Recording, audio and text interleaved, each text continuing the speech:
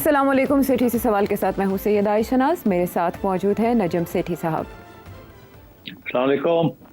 सेठ साहब, पिछले हफ्ते जब एससीओ कॉन्फ्रेंस का इनेकाद हो रहा था और दुनिया रवां-दवां थी चीन की जानिब, तो जो आपका एनालिसिस था वो अब हालात वाक़या से हम आहंग है, उससे मुताबिकत रखता है और वही आउटकम्स हमें दिखने में आए।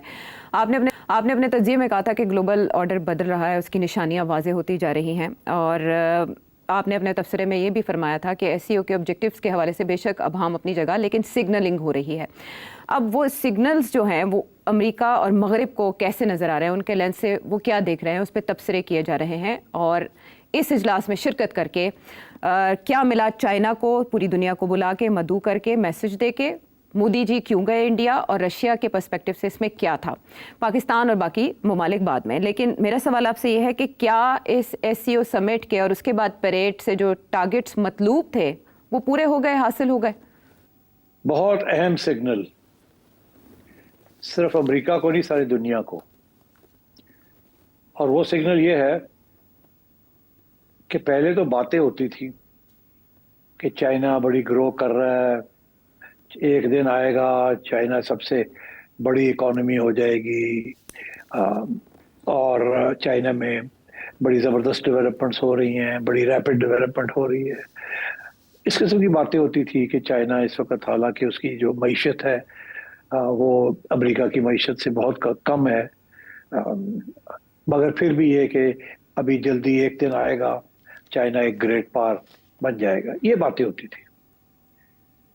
आज ये बातें नहीं हो रही। आज ये बात हो रही है कि चाइना एक ग्रेट पावर बन गया है। अब वो खत्म हो गई बात कि बनेगा, चाइना बन गया है। चाइना इसलिए बन गया है कि उसने दो तीन चीजें नुमाया कर दी हैं। एक ये कि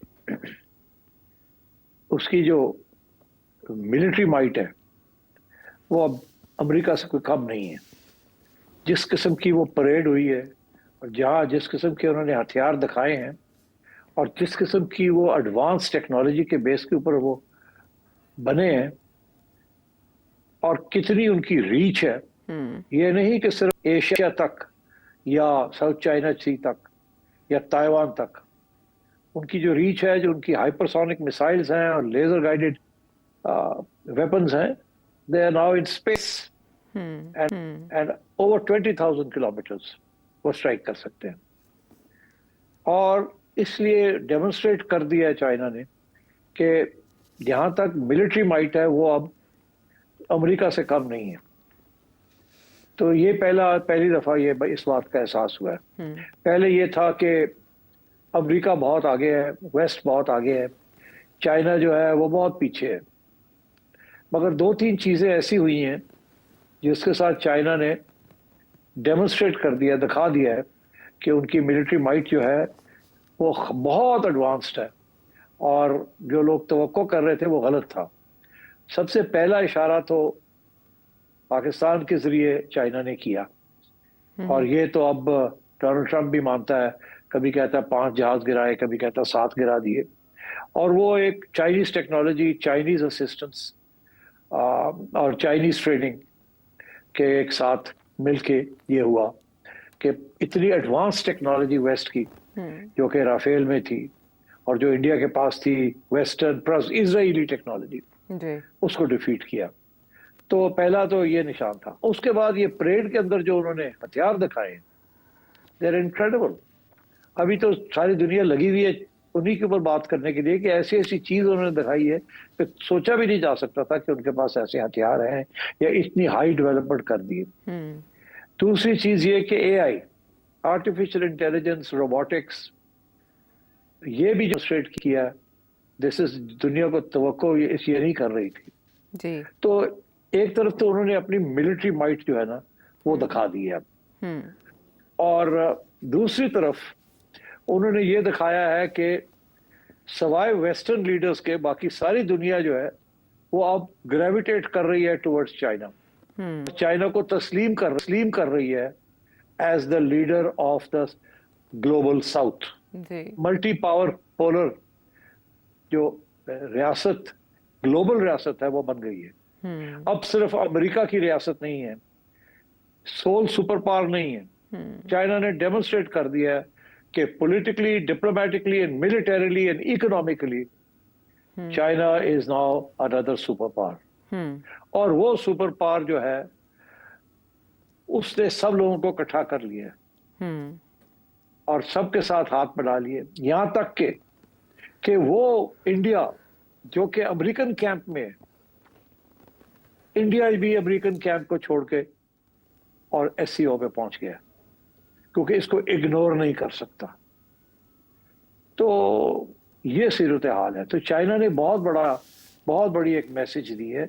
अब यही डोनाल्ड ट्रंप और बाकी सारा यूरोप जो है इसको लेके बैठ के स्टडी करेगा कि इसका मतलब क्या है, क्योंकि अब वो जो इजारादारी थी, जो मोनोपोली थी वेस्ट की over economics and military might, वो अब खत्म हो गई है और खत्म होने जा रही है। तो that is the first important signal जो चाइना ने दिया है। ओके सेठी साहब, लेकिन आपने कहा भारत वहां पहुंच गया है, आपको नहीं लगता कि भारत आधा पहुंचा है? स्पेशली जो मैसेजिंग भारत के पर्सपेक्टिव से हुई कि अपने सोशल मीडिया पर उन्होंने अपनी तस्वीर तो शेयर की शी जिनपिंग और व्लादिमीर पुतिन के साथ, but at the same time वो परेड में मौजूद नहीं थे, जयशंकर उनके हमरा नहीं गए, और फर्स्ट टाइम ऐसे हुआ है कि वो डेलीगेशन में नहीं थे। नासाजी तबीयत वजह बताई जा रही है बेशक, बट भारत इस एससीओ में शिरकत के बाद खड़ा कहाँ है? वो तो ग्लोबल नॉर्थ को भी नहीं छोड़ पा रहा, और इसके बाद क्या वो मुकम्मल तौर पर इस कैंप में आ जाएगा?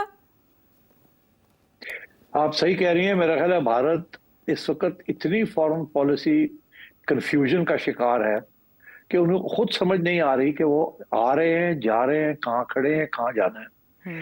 एक तरफ वो अमेरिका के कैंप में है, तजारत भी अमेरिका के साथ है और वहां से सरप्लस भी आता है। अमेरिका की मार्केट के बगैर बहुत मुश्किल है उनके लिए। उनकी आईटी जो सारी सर्विसेज है वो भी अमेरिका खरीदता है, और बाकी जो कॉटन रिलेटेड गारमेंट्स इंडस्ट्री है वो भी अमेरिका खरीदता है ज्यादातर, और उनका सरप्लस भी जो है वो अमेरिका से आता है। एक तरफ तो ये है, दूसरी तरफ वो क्वाड का हिस्सा है। क्वाड एक अमेरिका ने बनाया था चाइना के खिलाफ एक महाज, जिसके अंदर इंडिया, जापान, ऑस्ट्रेलिया और अमेरिका थे। इसके अलावा फिर वो फाइव आइज भी है। तो बहुत सारे ऐसे महाज बनाए हैं अमेरिका ने और वेस्ट ने, जिसके अंदर इंडिया जो है उनका हिस्सा है। अब इस इंडिया के लिए ये प्रॉब्लम बन गया है कि डोनाल्ड ट्रंप के साथ झगड़ा हो गया ओवर पाकिस्तान। इंडिया 20 साल से अमेरिकन एडमिनिस्ट्रेशन जो आती थी उनका यही रवैया था कि एशिया के अंदर हमने इंडिया को सपोर्ट करना है, पाकिस्तान को टैक्टिकली करना है, strategically India is the only country जो चाइना के खिलाफ खड़ी हो। तो उन्होंने इंडिया को बनाया था जी।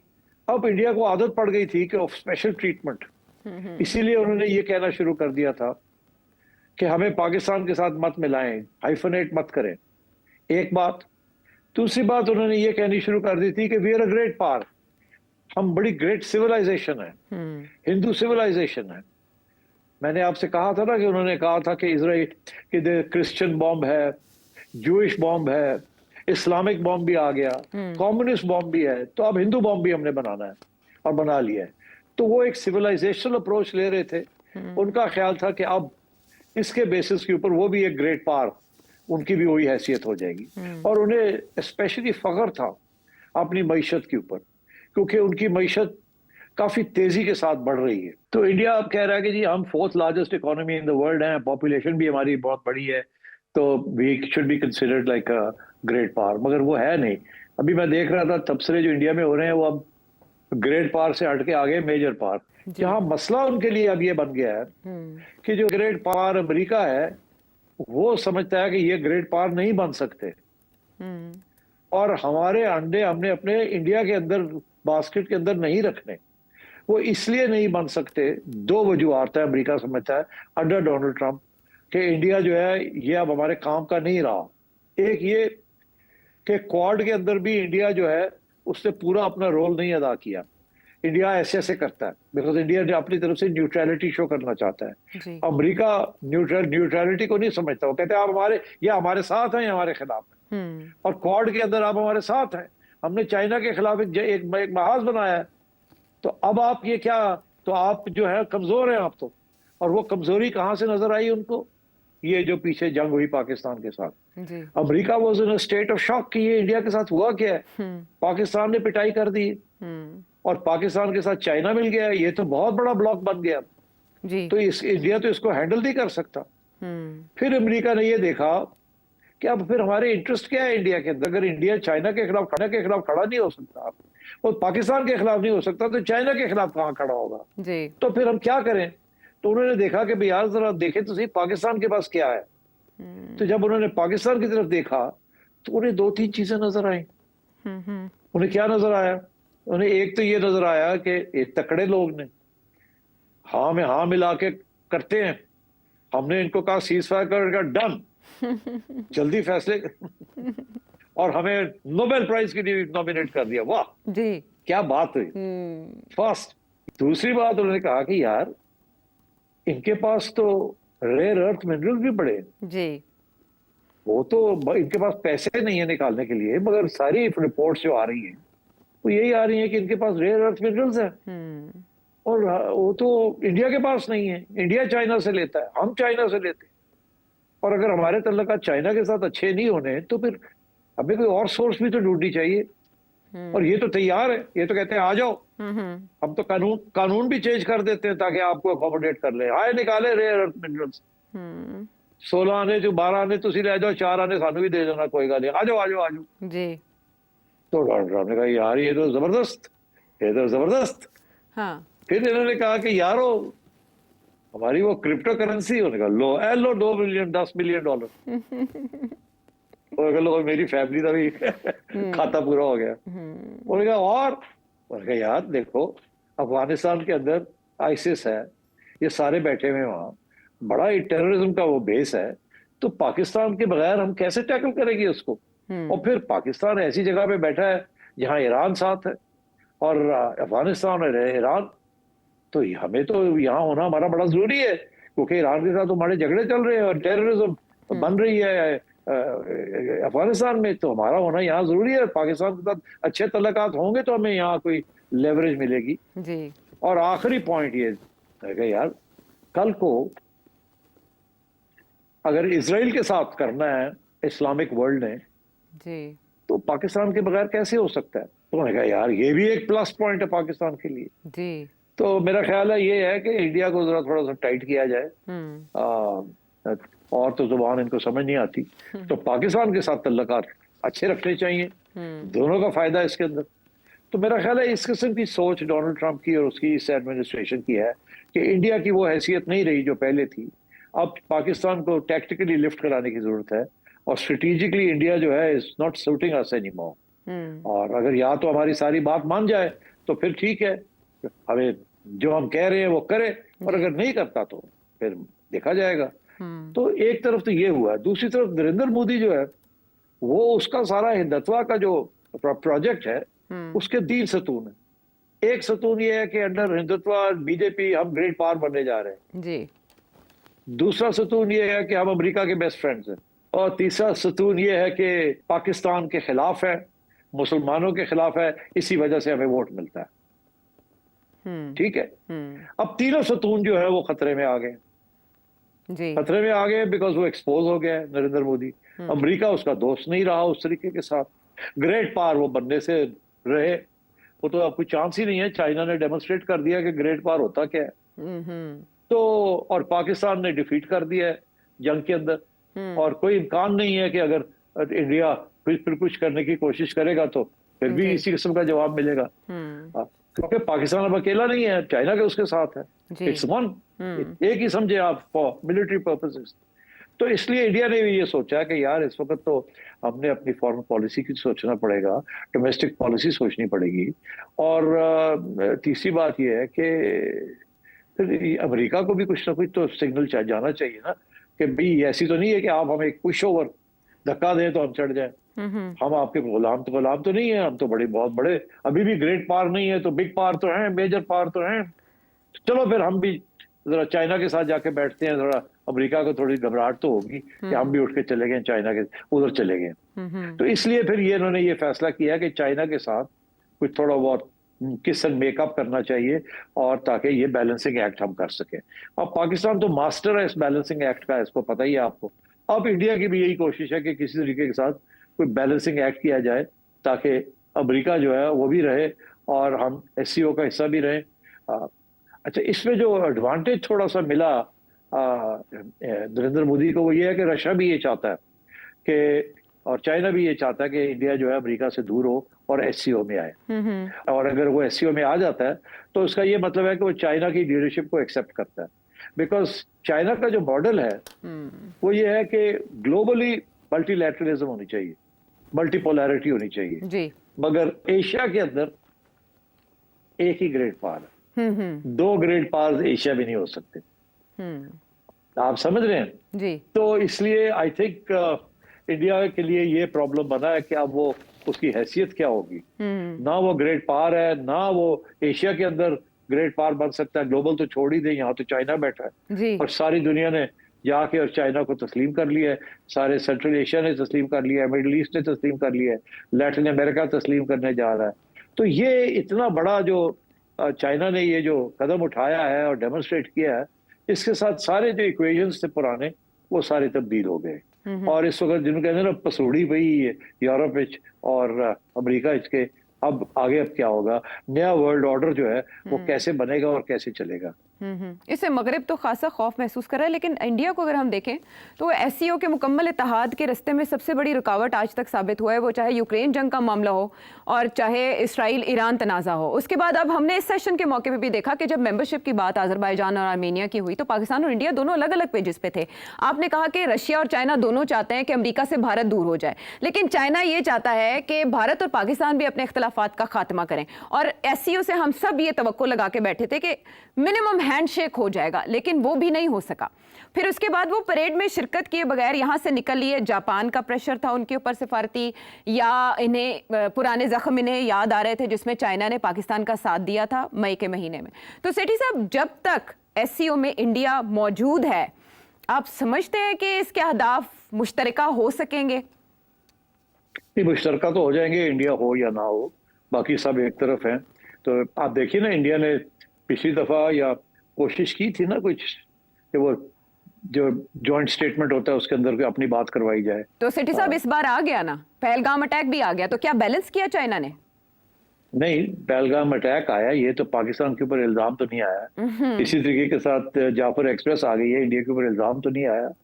तो इसलिए वो तो पहले भी उन्होंने पहलगाम की बात हुई थी, ऑल टेररिज्म, वो तो सारी ये जो एजेंडा जो है एससीओ का वो तो है ही, ये सिक्योरिटी एंड एंटी टेररिज्म, तो वो तो जिक्र तो आना ही था, मगर इल्जाम नहीं लगाया किसी के ऊपर। तो इसलिए अब दोनों के आ गए ना, वो कहते हैं आप कर रहे हैं, वो कहते हैं आप कर रहे हैं। अच्छा, अब आपका जो सवाल है वो बड़ा इंटरेस्टिंग है कि क्या इसमें कोई पॉजिटिव चीज निकल सकती है कि नहीं निकल सकती पाकिस्तान के लिए या इंडिया पाकिस्तान रिलेशंस के लिए। देखिए, चाइना की और रशिया की तो यही कोशिश होगी, इंडिया और पाकिस्तान के तल्लुकात जो है वो हस्ब मामूल पे आए, नॉर्मलाइजेशन हो, लड़ाई झगड़े बंद हो। मगर मैं ये समझता हूँ ये इंडिया के लिए बड़ा मुश्किल है। इसकी वजह यह है कि सारा हिंदुत्व का जो एजेंडा है, बीजेपी का जो एजेंडा है पहले दिन से, वो इट इज एंटी मुस्लिम जी। और अगर वो एंटी मुस्लिम है तो वो प्रो पाकिस्तान नहीं हो सकता।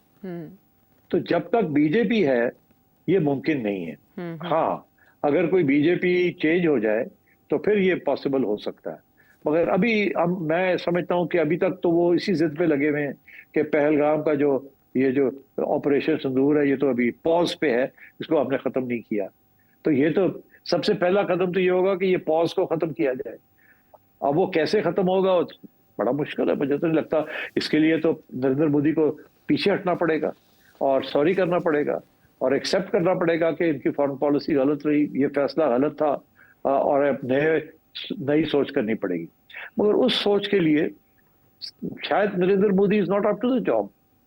या हो सकता है कि इनको किसी को सैक्रिफाइस करना पड़े, कुर्बानी देनी पड़े, अजीत दोवल की कुर्बानी देनी पड़े या जयशंकर की कुर्बानी देनी पड़े, क्योंकि नरेंद्र मोदी अपनी कुर्बानी तो नहीं देगा और अगर कुर्बानी के बगैर वो रुख चेंज नहीं कर सकता।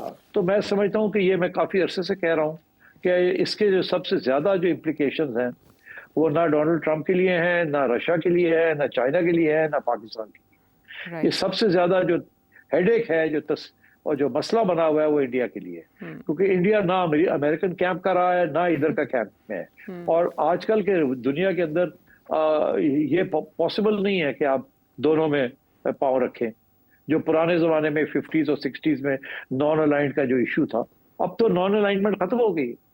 कोई नॉन अलाइंड नहीं, एवरी स्टेट के किसी न किसी जगह पे इंटरेस्ट है और वो कहीं और छोटी स्टेट्स हैं जो कि जिनकी अहमियत नहीं है, मगर बड़ी स्टेट्स के लिए तो बड़ा मुश्किल हो जाता है। तो you have to do a balancing act. Pakistan छोटी स्टेट है, पाकिस्तान बैलेंसिंग एक्ट कर सकता है, मगर इंडिया नहीं कर सकता। पाकिस्तान अपने बारे में ये नहीं समझता कि मैं ग्रेट पार हूँ, वो कहता है असि इत्थे भी बैठे हैं, मगर इंडिया तो कहता है हम यहाँ बैठे, हम किसी की कश्ती में नहीं बैठे, हम तो यहाँ बैठे। हाँ, असि चौधरी हैं। तो वो पाकिस्तान तो कहता है लो जी असि इत्थे भी बैठे, इत्थे भी सलाम करने, उते भी सलाम करने। ठीक है ना। हाँ। तो इंडिया के लिए प्रॉब्लम है। तो अब क्या करेगा? अब इनको अपनी नई फॉरेन पॉलिसी सोचनी पड़ेगी। क्वाड जो है ना, डोनाल्ड ट्रंप का कोई इंटरेस्ट नहीं है क्वाड में। क्वाड बनी थी पंगा लेने के लिए चाइना के साथ जी, ताइवान। इसीलिए अभी भी वहां इन्होंने अपनी गन बोट्स और इनकी अपनी नेवी से भी वहां रखी हुई।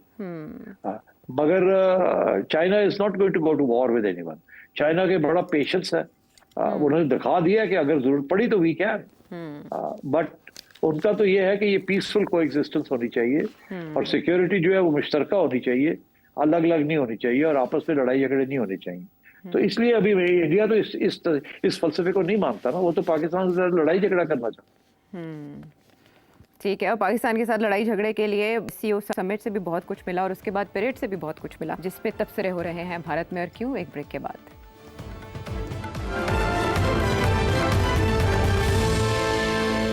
शो में साथ देने का शुक्रिया। सेठी साहब, आलमी रहनुमा इनवाइटेड थे परेड में, उन्होंने शिरकत की, उसकी एक हिस्ट्री है, उसके ऊपर तबसरा भी अमेरिकन प्रेसिडेंट डोनाल्ड ट्रंप ने किया और उन्होंने कहा कि वो बहुत क्लोजली उन्होंने देखा और जाहिर है उनको दिखाया जा रहा था, ये उन्होंने अपने ट्रूथ सोशल पर पैगाम दिया। लेकिन एक और चीज़ जिसने सबको हैरान किया और आपने उस पर तबसरा भी कर दिया कि पाकिस्तान यहाँ भी हो सकता है, वहाँ भी हो सकता है, इधर भी और उधर भी जलवे।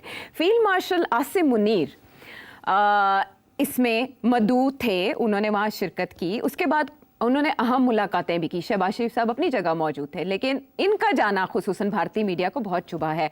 क्या समझते हैं आप, ये गैर मामूली था उनका विजिट चाइना का? जी हाँ, गैर मामूली था। चले, ये तो है मामलात के। अभी एससीओ के बटन से और भी बहुत कुछ निकलेगा, बहुत सी हेडलाइंस बनेंगी, क्योंकि अमेरिकन प्रेसिडेंट डोनाल्ड ट्रंप ने भी इसको क्लोजली देखा। मगरिब के तबसरे, फिनलैंड के प्रेसिडेंट के तबसरे भी सामने आए हैं कि मगरिब के लिए इत्तेहाद बना है।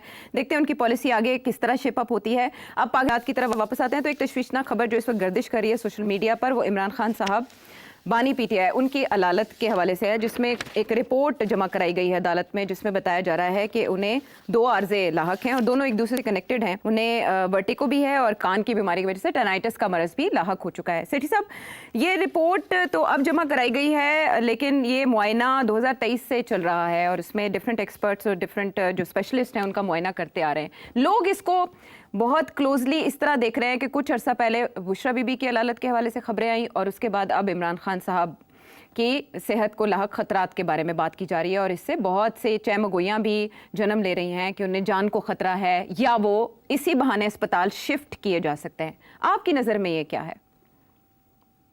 देखिए, ये कोई सीरियस इलनेस नहीं है और ऐसी खबरें आती हैं उस वक्त जब कुछ हलचल होने लगता है। आपको याद होगा कि मियां नवाज शरीफ के बारे में भी बहुत सी खबरें, बहुत सी रिपोर्टें हुई, फिर उसके बाद वो बाहर चले गए और मेरा ख्याल है कि आप लोग भूल जाते हैं मैं जब कुछ इशारे करता हूँ। मेरा ख्याल है कि तैयारी हो रही है, सूनर और लेटर वो बनी गाला जाएंगे, मियां बीवी दोनों। लेकिन उसमें असाबी निज़ाम की कमज़ोरी से इसको कनेक्ट किया जा रहा है सेठ साहब, स्ट्रेस से कनेक्ट किया जा रहा है, डिप्रेशन हो सकता है जिसकी वजह से ये बीमारियां सानवी तौर पर होती हैं, तो वो तो फिर मेरिट पे होगी। देखिए 2 साल तक तो उन्होंने डट के जेल काट ली, ये भी हो सकता है कि प्रेशर हो बहुत ज़्यादा और जाहिर है वो होगा, तो ये तो फिर इंसानी हमदर्दी के तहत उन्हें मुंतकिल करना तो बनता है। देखिए ना, जो जाता है वो आके कहता है तकड़े हैं, मतलब फर्स्ट क्लास, तो एकदम वो तकड़े कहाँ गए जी। तो ये तो ऐसी कोई बात नहीं है। अगर 1-2 महीने के अंदर अंदर वो चले जाते हैं बनी गाला तो अच्छी बात है, सेहत भी अच्छी हो जाएगी और मेरा ख्याल है चुप भी कर जाएंगे, अच्छी बात जी। शायद कोई रास्ते निकल आए आगे बढ़ने के। और तबसरों में ये भी जानदार कहा जा रहा है कि सिर्फ और सिर्फ अब इमरान खान साहब की खामोशी मतलूब है। लेकिन एक और शख्सियत जो खामोश नहीं रहती वो है अली अमीन गंडापुर साहब की शख्सियत। सेकेंड लास्ट ट्वीट में इमरान खान साहब ने उनको टारगेट किया था, लेकिन कोई हुक्म उनके हवाले से फैसला जारी नहीं किया था। अब अली अमीन गंडापुर साहब ने आउट ऑफ नोवेयर अपनी पार्टी से हटके और अपनी जो दूसरी पार्टीज़ हैं, पॉलिटिकल पार्टीज़, उनके नैरेटिव से, स्टांस से हटके कालाबाग डैम की हिमायत कर ली है, जिसको काफ़ी शक की निगाह से देखा जा रहा है कि ये तो खुलेआम वो इस मौक़िफ़ है जो इस्टेब्लिशमेंट का रहा है। तो अली अमीन गंडापुर साहब अब खुलकर बैटिंग कर रहे हैं। जी हाँ, खुल के बैटिंग कर रहे हैं। अब वो सामने आ गए हैं ना कि अली अमीन गंडापुर इसलिए अभी तक चीफ मिनिस्टर हैं क्योंकि उनके राब्ते हैं इस्टेब्लिशमेंट के साथ। सीधी सी बात। अब तो वो खुल के कह रहे हैं कि मैं रोल भी अदा करना चाहता हूँ, मैं कर भी सकता हूँ, और and so on and so fourth. तो ये पहले शक शुबात थे, अब वो सामने बात आ गई। और देखिए, उन्हें पता है इस बात का, रियलिस्टिकली स्पीकिंग, कि आप इतनी सेंसिटिव प्रोविंस के अंदर you can not have an anti establishment chief minister. ये पॉसिबल नहीं है। वो बहुत से सीरियस इश्यूज हैं वहाँ। सो वहाँ या तो कॉम्प्रोमाइज करनी पड़ेगी। अब वो इमरान खान, मेरा ख्याल है वो भी, उनको भी इस बात का एहसास है। ये नहीं है कि जी वो मिलेंगे तो होगा और नहीं होगा। खान आज चाहे तो उसको रिमूव कर सकता है, वन वर्ड फ्रॉम खान के रिमूव गंडापुर। मगर खान नहीं कर रहा ना, तो खान को भी पता है कि इनका एक रोल है और गंडापुर वो रोल अदा कर रहे हैं। बाकी पार्टी को नहीं पता। बाकी पार्टी तो कोई इधर खींचता है, कोई उधर खींचता है। वहाँ ईगो प्रॉब्लम्स भी हैं, पॉलिसी इश्यूज भी हैं। मगर मेरी ये यकीन है कि गंडापुर और इमरान खान एक ही सफ़े पे हैं। और नए सूबों के हक में बयान देना या सदारती निज़ाम की हिमायत में बोलना, ये तो इस्टेब्लिशमेंट की पिच पर खेलना, ये अपने बचाव के लिए, अपनी सर्वाइवल के लिए है। जी हाँ, बिल्कुल, टोटली अपनी सर्वाइवल के लिए है। कि एस्टेब्लिशमेंट को एहसास दिलाना कि देखिए मैं तो यहाँ तक जाने के लिए तैयार हूँ, आई एम योर मैन। और इस तरह से कुर्सी बचा पाएंगे। देखिए ना, ये कालाबाग डैम कहने का तो तुक ही कोई नहीं था ना। इसकी तो डिबेट ही नहीं है, बहस ही नहीं है जी। इतना बड़ा कदम उठा लिया उन्होंने, इतनी बड़ी बात कर दी है। तो इसका ये मतलब है कि ही is in the right cap. Yes, और वो अपनी बातों से, अपने बयानात से हलचल किसी भी वक्त मचाने की पोजीशन में है। उनके इस बयान के बाद से डिफरेंट पॉलिटिकल पार्टीज की जानिब से उन्हें टारगेट किया जा रहा है। लेकिन once again he is in the news. वापस आते प्रोग्राम में हम एक ब्रेक के बाद।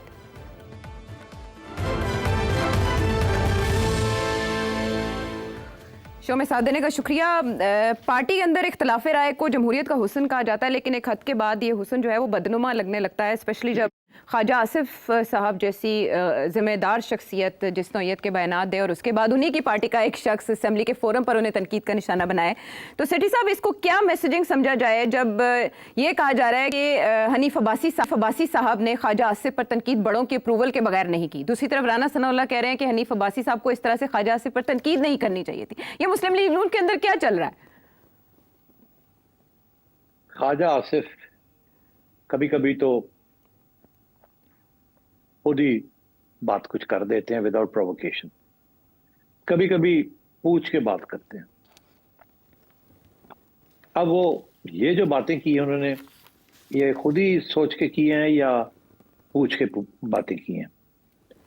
अच्छा, एक फलसफा ये है कि क्योंकि उनके किसी दोस्त को या एसोसिएट को पंजाब गवर्नमेंट ने अंदर कर दिया है और ख्वाजा साहब नाराज हैं कि उनकी बात नहीं सुनी गई, उनकी बेइज्जती हो गई है। एक फलसफा, एक थ्योरी तो ये चल रही है कि वो मरियम के खिलाफ हो गए हैं, वो कह रहे हैं कि ये पंजाब गवर्नमेंट ने क्यों किया। मगर ख्वाजा साहब को पता है एक बात का कि मरियम बीबी ऐसा कदम नहीं उठाएंगी विदाउट चेकिंग विद कबूतर खाना। What is this? I don't get it. तो अब तो इसलिए अब ख्वाजा साहब कंफ्यूज हो गए कि यार है होया कि। फिर उसके बाद उन्होंने दूसरी अटैक जो की है, वो अटैक जो है that is on bureaucracy in government. वो मेरा ख्याल है वो पूछ के की है, क्योंकि कुछ तनकीद तो हो रही है ना कि सियासी तौर पे नून लीग गवर्नमेंट जो है वो काम पूरा नहीं कर रही और अभी भी गाली बड़ी पड़ रही है, और आगे जाके तो सियासी तौर पे हमें सपोर्ट चाहिए, मगर वो सपोर्ट क्या होगा? Noon League is not able to get the people together around it. तो वहां भी तनकीद तो की जाती है बिहाइंड द सीन्स। तो अब इन्होंने तो ये मेरा ख्याल है पूछ के, सेकंड अटैक जो किया पूछ के की है। कि कर दो पै जाओ इन्होंने ब्यूरोक्रेसी नु भी और करप्शन और ये वो सारा कुछ। और मगर दूसरी तरफ से हनीफ अब्बासी साहब ने जो किया है जी वो भी पूछ के किया है। अब हाँ कैंप किसका कौन सा है, ये खुरा कौन ये अब ढूंढेगा? आप समझ ही लें। हाँ तो हनीफ अब्बासी साहब का तो वो कैंप नहीं है जो ख्वाजा साहब का कैंप। तो बस अब आप समझ जाएं कि हनीफ अब्बासी साहब ने किन्ने अख मारी है कि पै जाओ, ते ख्वाजा साहब ने किन्ने अख मारी थी पै जाओ। तो जैसे कहते हैं ना प्रॉक्सी वॉर हो रही है। Proxy war, yes this is the right term. और वो भी with in party proxy war लड़ी जा रही है। तो ये चीजें चलती रहती है पार्टी के अंदर। हाँ तो आप देखें ना कि उन्होंने कहा जी तो तकलीफ हो रही तो रिजाइन करें फ्रॉम द मिनिस्टरशिप। कहाँ रिजाइन करेंगे, मगर ये है कि उनको साथ नहीं लेके गए प्राइम मिनिस्टर साहब। हालांकि डिफेंस मिनिस्टर अगर आर्मी चीफ जा रहे हैं, फील्ड मार्शल जा रहे हैं, तो शायद डिफेंस मिनिस्टर पे जाना भी बनता था। तो उनको भी सिर्फ अब्बासी साहब का पैगाम नहीं, किसी और भी एक पैगाम है ये वाला। मिलिट्री परेड में जाना बनता था क्योंकि इसहाक डार साहब भी वैसे गए वजीर आजम के हमरा, तो फील्ड मार्शल के हमरा ख्वाजा आसिफ जा सकते थे मगर नहीं लेके गए। तो ख्वाजा साहब को भी पैगाम दिया है। तो उधर तो ये इस किस्म की चीजें चल रही हैं। I don't think you should take it seriously. Khwaja Sahab कहीं नहीं जाएंगे, यहीं रहेंगे, लगे रहेंगे, कभी इधर कभी उधर वो लगे रहेंगे। और आपका मीडिया जो है उनके बगैर जिंदा नहीं रह सकता। दो लोग हैं जिनके बगैर पाकिस्तान का मीडिया जिंदा नहीं रह सकता। कौन? चले आप बताएं वो कौन से हैं? मुझे तो पहले शेख रशीद और फैसल वावडा साहब लगते थे, लेकिन अब इमरान खान साहब हैं और नहीं मैं नून लीग के अंदर की बात कर रहा हूँ। अच्छा, नून लीग के अंदर मरियम नवाज और राना सनाउल्लाह। एक ख्वाजा आसिफ और एक राना सनाउल्लाह। मरियम तो नहीं आती ना, इंटरव्यूज नहीं देती ना। हर रोज शाम को या राना साहब बैठे होते हैं या ख्वाजा साहब बैठे होते हैं। आपने देखा राना साहब ने कहा कि नहीं ख्वाजा साहब को ये कहना नहीं चाहिए था, या अब्बासी साहब को ये कहना नहीं चाहिए था, कोई इस किस्म की बात की है ना। तो ये दो जो है ना, ये नून लीग की टीम है ना, ये ओपनिंग बैट्समैन है उनके दोनों। अच्छा, तो वो जरा थोड़ा बहुत आपस तो ये आपस में एक दूसरे को कभी तनकीद नहीं करेंगे। शुगल मेला चलता रहेगा। बहरहाल ये गुड कॉप बैड कॉप का खेल है, हेडलाइंस बनाता है। और बकौल हनीफ अब्बासी साहब के ख्वाजा आसिफ को है वायरल होने का शौक, लेकिन पिछले आसिफ के इस्तीफे के हवाले से भी खबरें चलाई गई कि उनसे डिमांड किया गया। फिर उसके बाद एक मीटिंग हुई, लेकिन सेठी साहब का एनालिसिस ये कहता है कि इस्तीफा तो नहीं आने वाला, ख्वाजा साहब अपनी जगह बरकरार रहेंगे। आपके जहन में उस सवाल नंबर पर भेजें। अगले प्रोग्राम तक के लिए इजाजत दें।